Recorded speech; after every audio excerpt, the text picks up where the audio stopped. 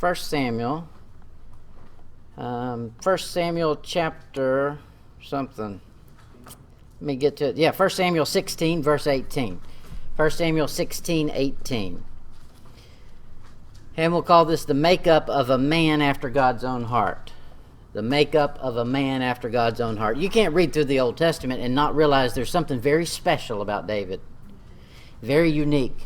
God says something about David that he doesn't say about anybody else. He says, he's a man after my own heart. That's quite some praise coming from God. And by means of intro, I'll just give you what it says in chapter 13. He says this, "But now thy kingdom shall not continue," talking to Saul. "The Lord hath sought him a man after his own heart." God said, okay, Saul, I've left you alone and you just did your own thing and messed everything up. I'm going to go hunt me somebody who's after my own heart. And he found him. It was David. He says in the New Testament, "And when he had removed him," talking about Saul, "he raised up unto them David to be their king, to whom also he gave testimony and said, I have found David, the son of Jesse, a man after mine own heart, which shall fulfill all my will." That's Acts 13:22. This is high praise for David. Now we can get this too. We just need to follow the formula. It's given to us in the Bible, and it's not given to us from a source you would recognize. That we're not told the name of the man who says this. Here it is, 1 Samuel 16, verse 18. "Then answered one of the servants and said, Behold, I have seen a son of Jesse the Bethlehemite, that is cunning in playing, and a mighty valiant man, and a man of war, and prudent in matters, and a comely person, and the Lord is with him." So, what's that, five things that's said about him? That's what makes him the man after God's own heart. If you got these 5 things, you can be a man after God's own heart. You don't have them, you're not. Let's find out what they are. Now, you read that list, and guess what? We don't naturally know what those words mean. You've got to search the Bible to find out what they mean, and you'll probably just naturally come up with the wrong meaning for them. I did. The first thing on the list is cunning. I'll call this creative. Cunning.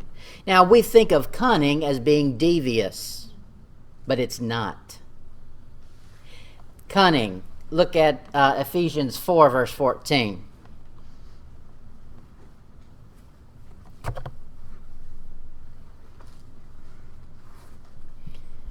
Ephesians 4, verse 14. I don't know why it is the one verse in the Bible that puts the word cunning in a bad light is the only one we remember. But I'm going to show you the one we do remember. "That we henceforth be no more children tossed to and fro and carried about with every wind of doctrine by the sleight of men and cunning craftiness, whereby they lie in wait to deceive." So their cunning is put in a bad light because it's crafty. Cunning craftiness. Let's see what how the Bible uses this word. Genesis 25, verse 27. Genesis 25, 27. "And the boys grew, and Esau was a cunning hunter." Okay, so Esau's a cunning hunter. "And a man of the field, and Jacob was a plain man, and dwelt in tents." So Esau is a skillful hunter. He's a cunning hunter. He's a step above just Joe Public that wants to go out and go hunting. Esau knows what he's doing when he goes out hunting. Look at it in Exodus 26, 1.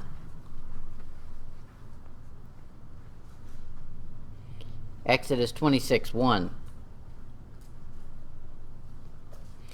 "Moreover, thou shalt make the tabernacle with 10 curtains of fine twined linen, and blue and purple and scarlet, with cherubims of cunning work shalt thou make them."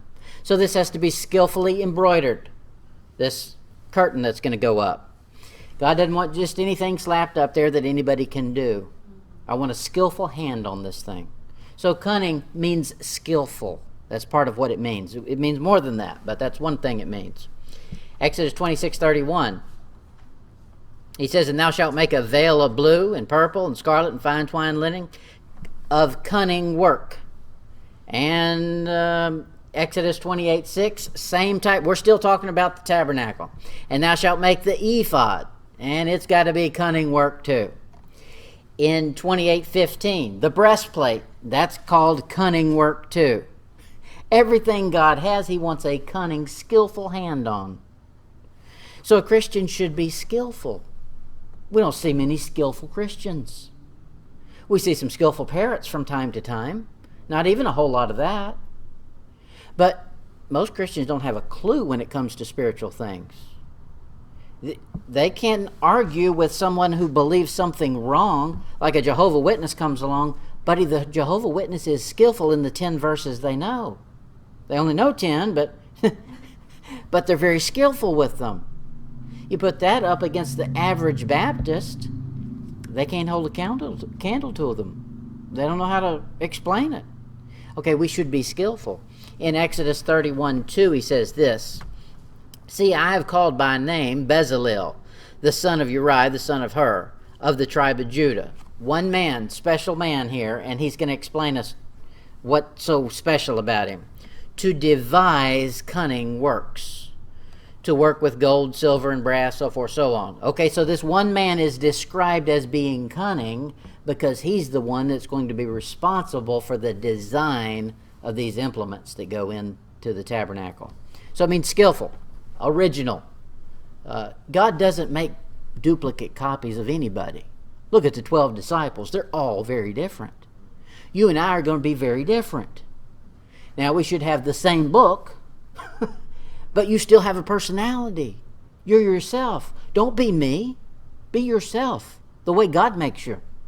He makes you a new creature, but be that new creature, not my new creature. That one won't do you any good. In 1 Samuel 16:16, he says, "Now, our Lord, now command thy servants which are before thee to seek out a man who is a cunning player on the harp." This was when Saul had an evil spirit on him. And they said, "Hey, what you need is you need somebody who can play on the harp." Do you think there weren't a dime a dozen there? People that could play on the harp? Sure, they're just all laying around harping on something. But really, I don't think it would have been hard to find somebody, but they said, no, you need somebody special, something original. You've heard that same old music, and it doesn't do anything for you. You need someone who's skillful, who will do something special for it. He says, "Seek him on the harp, and it shall come to pass when the evil spirit from God is upon thee, that he shall play with his hand, and thou shalt be well." And it was a fact. Cunning goes on. We get more information on it in 2 Chronicles 2:13. He says this, "And now I have sent a cunning man endued with understanding." This is Solomon, just during Solomon's days. This man is going to be cunning. He's coming from somewhere up north. I can't think of it off the top of my head. But anyway, he's sending this man down, and he's a skillful worker. He says here, endued with understanding. Now, skillful doesn't mean that you can fake it. It means you actually know it. There's plenty of people who are quick on their feet and they can fake something. That's not cunning. Cunning means you're endued with understanding. How do you know if you got understanding? Can you teach it to somebody else? You don't really understand it until you try to explain it to somebody else. It's just become rote or something that is a habit, but that doesn't necessarily mean you understand it. Try to explain it.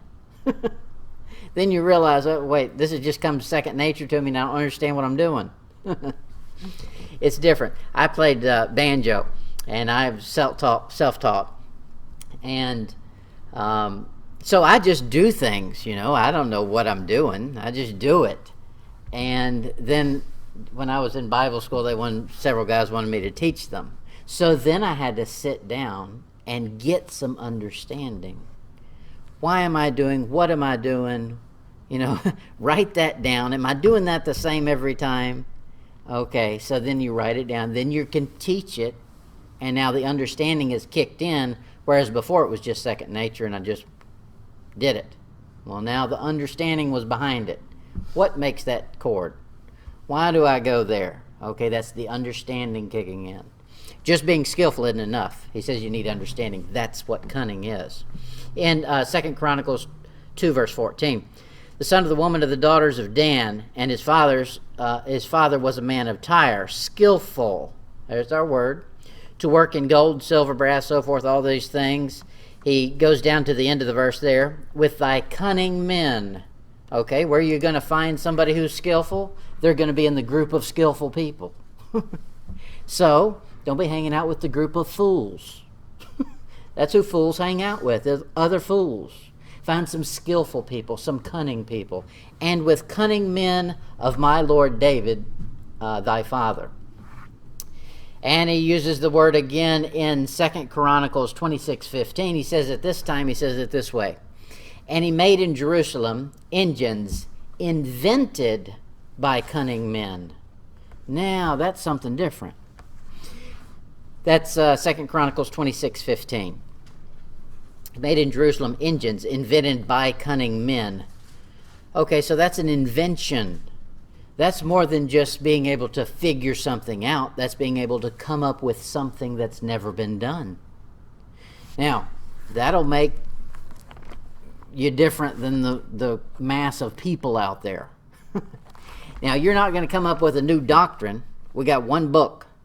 But just to follow that book makes you sure stand out as though you're something different. And you will be something different than the crowd that's out there. Cunning.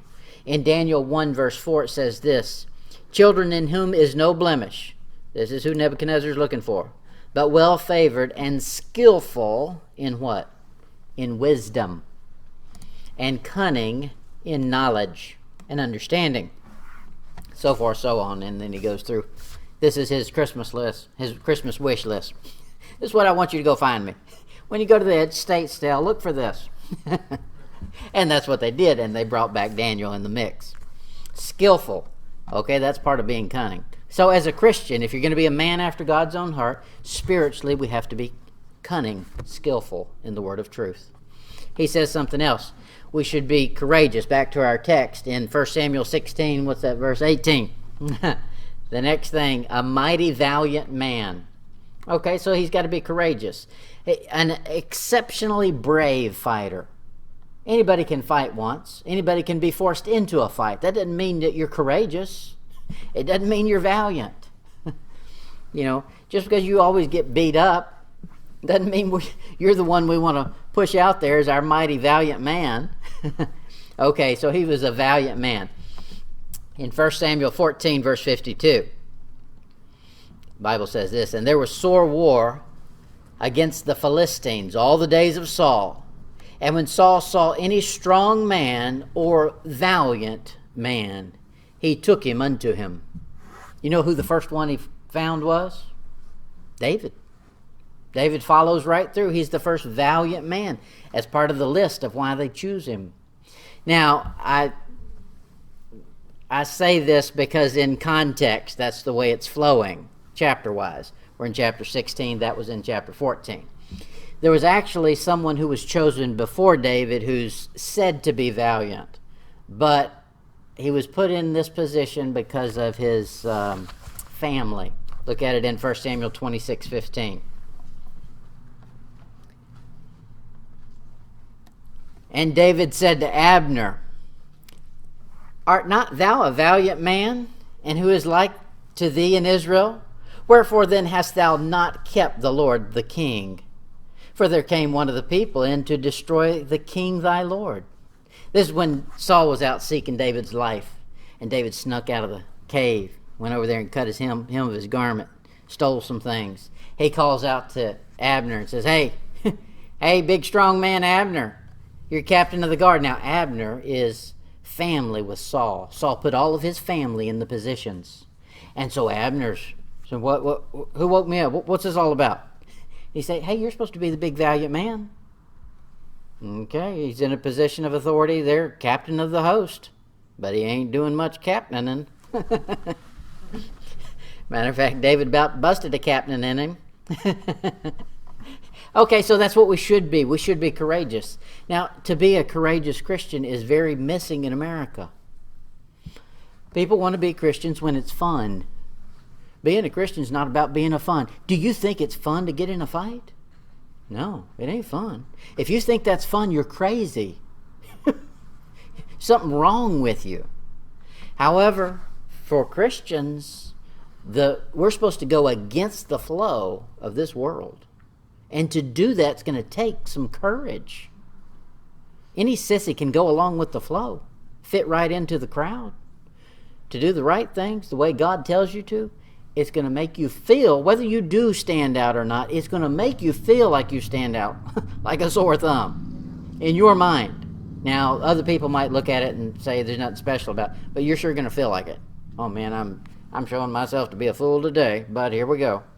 And that's what you got to do. Be courageous. The next thing on our list there in our text, he's to be a champion. He says, a man of war. Okay, that is, he's been victorious in many battles. A man of war. Now, we could say that somebody was a good fighter, but being a good fighter doesn't make you a man of war. Okay, a war is a big battle. Matter of fact, a war is probably many battles that is all lumped together and called a war. Okay, we're in a warfare right now spiritually. And if you don't think so, then your eyes aren't open.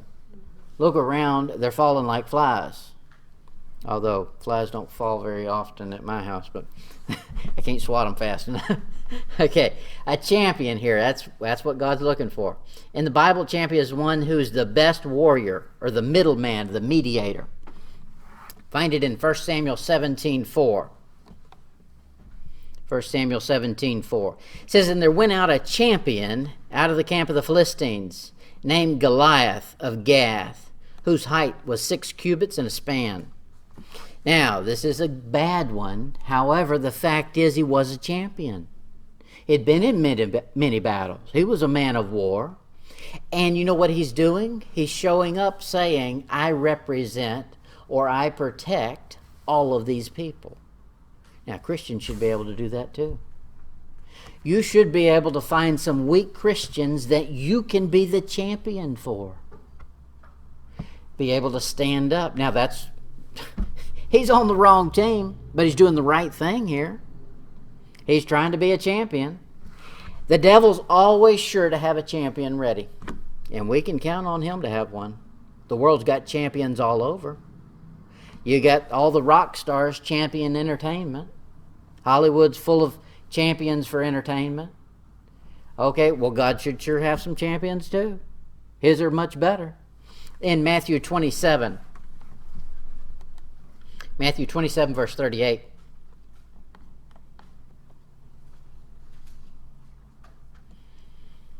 I'm going to show you our true middleman, the man that represents us. Matthew 27:38. Then there were 2 thieves crucified with him, with Jesus. One on the right hand, the other on the left. You know who our middleman is, our mediator? The one right in the middle.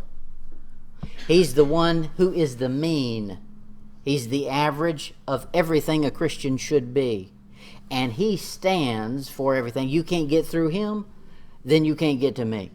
Okay, that's what it stands for. He's the champion, our champion. Now, if he's our champion, we should imitate it. We should be a champion too. In Ezekiel 22:30, it says this. God's looking down to Israel, and he says, I'm looking for something in particular. I've seen the run-of-the-mill supposed Israelite, but I'm looking for somebody that'll stand out. Ezekiel 22:30. And I sought for a man among them that should make up the hedge and stand in the gap before me for the land, that I should not destroy it. But I found none. Ooh. A child of God's called to be a champion for those around us. We've been given the ministry of reconciliation. That's our job. We should be a champion. Now, don't you think a lost person would consider you the champion if you could show him how he could get rid of his burden of sin? Sure Sure, be the champion. Not only that, in our passage there, back in 1 Samuel 16:18, is that where I am? Yep, 16:18. The next thing on our list I call complimentary, but it's the word in the Bible is prudent. Now this is the first time the word is used in your Bible, prudent. So guess what? David is the picture of prudence. If you want to know what prudence is, it's David. First time it's used right here to describe David. So we'll look through the Bible and see how it's used. One of the ways it's used is in Proverbs 12, verse 16. He says, "A fool's wrath is presently known." Don't we all know that? A fool will blow up on you, and everybody around is going to know all about it. But a prudent man covereth shame. So wrath should be shameful. That's what he's saying. A prudent man will cover it. So this is the kind of man you want on your side. If you're going in to see different delegates from different nations and things like that, you want a prudent man, don't you? You don't want somebody that just blows their top anytime they feel like it. He says in Proverbs 12:23, "A prudent man concealeth knowledge, but the heart of fools proclaimeth foolishness." Now, we've already seen that he was supposed to be prudent, or he was supposed to be, what was the first one? Cunning. That was skillful and have knowledge. Now he says what he does with that knowledge is he concealeth it. What? I'm supposed to have knowledge, but then I'm supposed to cover it? Yes. Don't be spouting off your knowledge to just anybody and everywhere. God has to tell you when it's your turn to open your mouth. That knowledge may be for something you haven't even experienced yet. And when the time comes, you'll know. A prudent man concealeth knowledge. Now that means he's not a smart aleck. Just because he can say something doesn't mean he's going to say something. Okay, God's looking for some men like that. We can find some supposed great Bible-believing, sound doctrine preaching people, but they don't conceal any knowledge. The second they know something, everybody's got to know how important and great they are about it. Okay, conceal it a little bit. It's not his knowledge anyway, it's God's. Proverbs 13, verse 16. He says, "Every prudent man dealeth with knowledge, but a fool layeth open his folly." So a prudent man is dealing with knowledge. Therefore, he's not just doing something on a hunch. He's doing it by knowledge. He's got some wisdom, some understanding behind him. Now, this shows David as being a very calculated, well-educated, well-thought-out man. Now, you don't necessarily get that by just learning the stories of David. This is not storybook time, it's Bible time. If all you get are the stories of David, he killed Goliath, he killed the men that killed Saul, you get those big stories, but you don't find all the connecting tissue where God explains who he is, you don't really know who he is. Here he's telling us something about him. He deals with knowledge, but he doesn't just throw it out there for everybody to get. He says in Proverbs 14:8, "The wisdom of the prudent is to understand his way, but the folly of fools is deceit." So for prudence, we need to understand our own way. That's where it starts. The Christian life is about my response to what God requires of me. It's not about my response to what God did or didn't require of you. And that's a hard one. That's really hard. If you do this, if you say, "Okay, God, I know I'm supposed to read my Bible through, and I'm supposed to be reading however many chapters it is a day," and then you find out your brother or your sister isn't reading anything at all, you know what the natural reaction is? "You should have been doing that. God told me I was supposed to, therefore you need to." Wait a minute. Now, it's a good idea for them to do that, but God needs to tell them that. Now, that's a no-brainer one. That's a simple one. God will tell everybody that. You can't listen to God at all and him not say, "Go read my Bible." Okay, but I can't be disappointed in you when you're not doing it. I mean, I can, but I can't mandate it of you because I need to look to my own way. That's where it starts. In chapter 14, verse 15, he says this, "The simple believeth every word, but the prudent man looketh well to his goings." Now, that's a good verse. He says there that the simple, the stupid man. Simple, that means just basic, without understanding. The simple believeth every word. So somebody comes along and tells you a story, or they ask for your advice on something. If somebody asks for your advice, take this verse right here and learn something. They're not giving you the full story.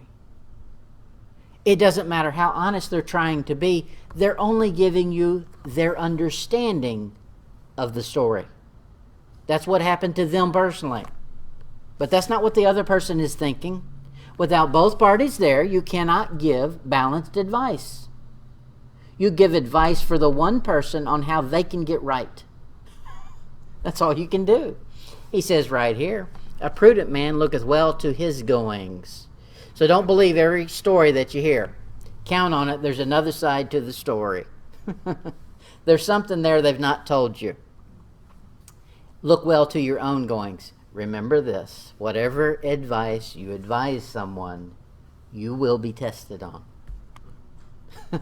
So before you give out advice, think, am I ready to experience this advice I'm giving them? Now, we should be.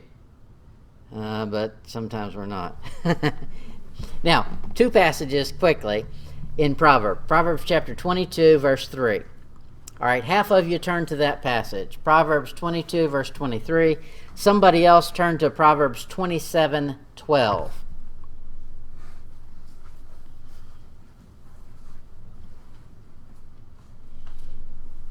Okay, I'm going to read both of those passages at the same time.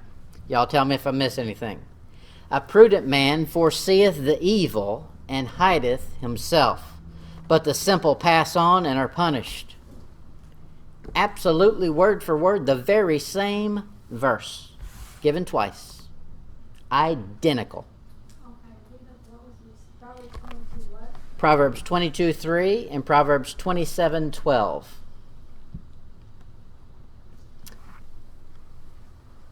Proverbs 22:3 and 27:12. "A prudent man foreseeth the evil and hideth himself, but the simple pass on and are punished." That must be a very important verse if he's put it in there twice. Proverbs 27:12.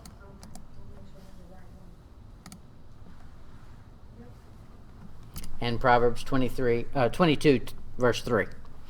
The very same word for word. Nothing's been changed.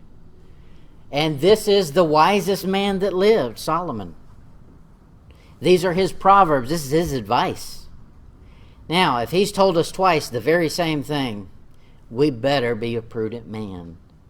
He says what a prudent man does is he looks for evil. Not because he wants to get involved in it, but he knows what to stay away from. There's a lot of Christians getting involved in wickedness because they don't recognize it as wickedness and stay away from it. It doesn't mean you go chum up to it and you're going to be the good influence. No, you're not.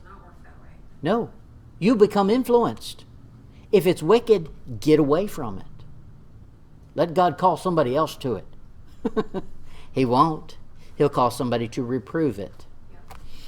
Okay, so one more thing we'll see back in our passage in 1 Samuel 16:18.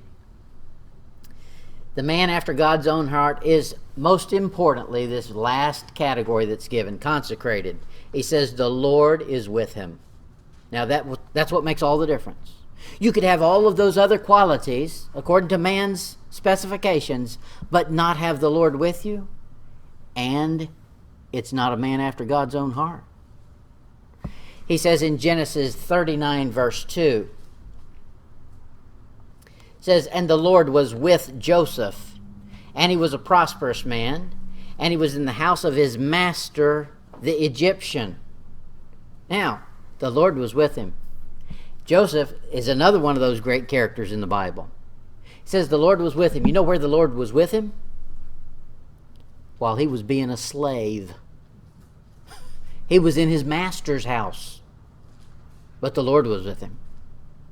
Now, God being with you and you having all these good qualities doesn't mean you're not going to be a slave. Doesn't mean you're suddenly going to be transported to, Hawaii or some great place, whatever you think is great. You may be stuck in Egypt. You can still have the Lord with you and should. He says in 1 Samuel 18, verse 12, this is what it's going to result in. If the Lord is with you, count on it. People won't be. 1 Samuel 18:12. And Saul was afraid of David because the Lord was with him and was departed from Saul. Even other Christians aren't going to want to be around you if the Lord's really with you. You're going to have some power they're scared of. It's not yours, it's God's. But if the Lord is with you, count on it, you're going to be the oddball. Get used to that. Get comfortable being uncomfortable. It ain't comfy. In Matthew 28, verse 20. Matthew 28, verse 20. Every Christian has no choice but to have the Lord with him. Christ is in you. He's with you. Now, are you with him? Because a lot of Christians aren't. He's in there, but they're trying to drag him down to some places he shouldn't be in, and he doesn't want to be. In Matthew 28, verse 20, Jesus giving commands to the disciples. He says, teaching them to observe all things whatsoever I have commanded you, and lo, I am with you always, even to the end of the world. Amen. Now, I'm going to show you one thing in there. Here's how you identify. This has nothing to do with the lesson. I'm just going to show it to you because it's there. Here's how you identify someone who thinks they're superior to the Bible.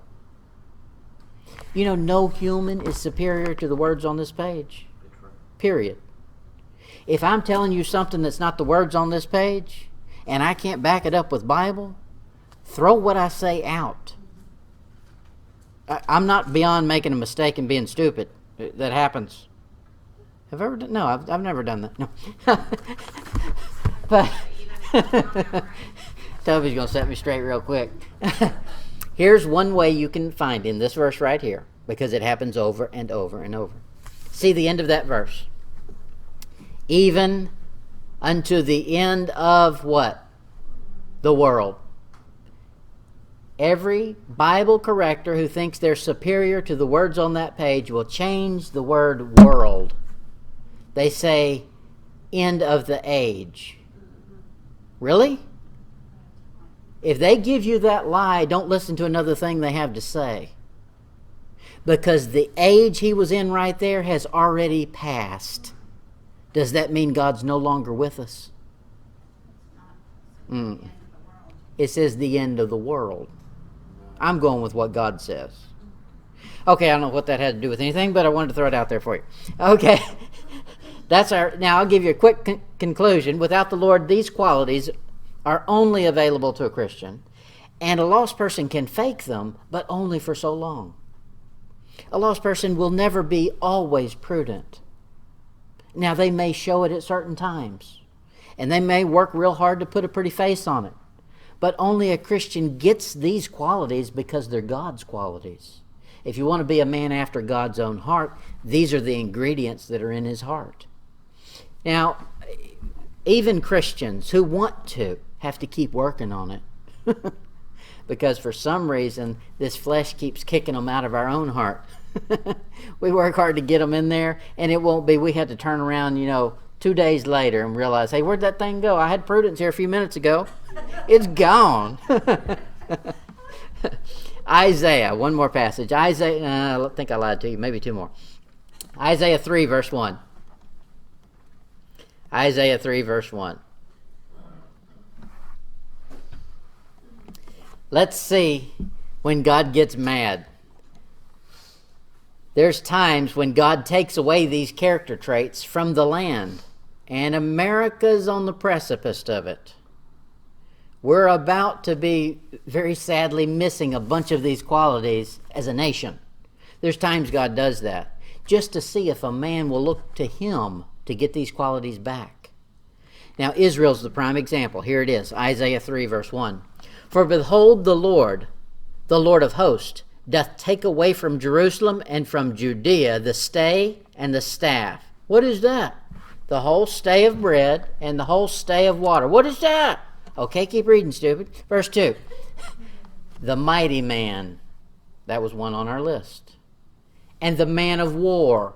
The next one on our list. The judge, the prophet, and the prudent was on our list. And the ancient, the captain of 50, the honorable man, and the counselor, and the cunning was on our list. Artificer, however you say that word. And the eloquent orator, that's not me. Verse 4, and I will give children to be their princes, and babes shall rule over them. God's taken these character traits that are after his own heart out of the land. And he says, I'm going to let a bunch of babies run you. If you don't have these character traits, God calls you a baby. We got to man up, or grow up, maybe I should say. It is. It is. In 1 Samuel 6, verse 6.